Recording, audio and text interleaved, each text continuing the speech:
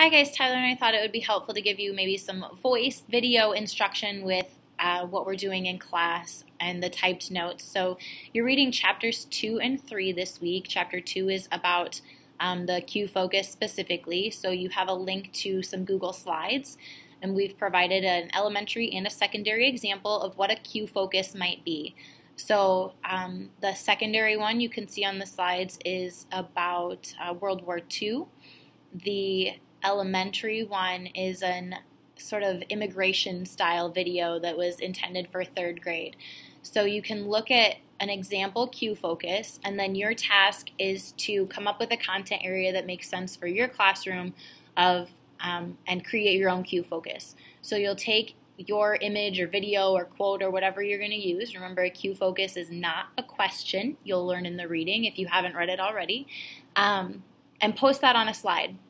So make sure you're being good Google Docs users and not posting on someone else's slide or deleting someone else's stuff.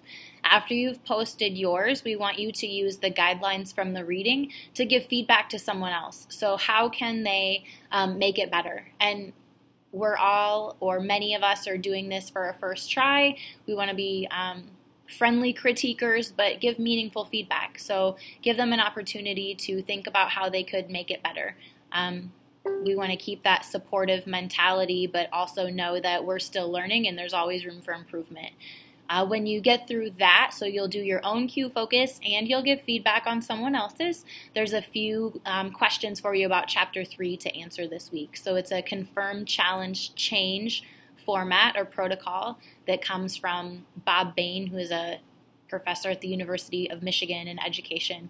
And it's one of our favorites to use in any content area. But what confirms your thinking, what challenges your thinking, and what changes your thinking from the reading from Chapter 3 this week. If you have any questions, don't hesitate to let us know. I know we're still working out some Google Classroom kinks, so feel free to send an email if you need to, and I will see you all online.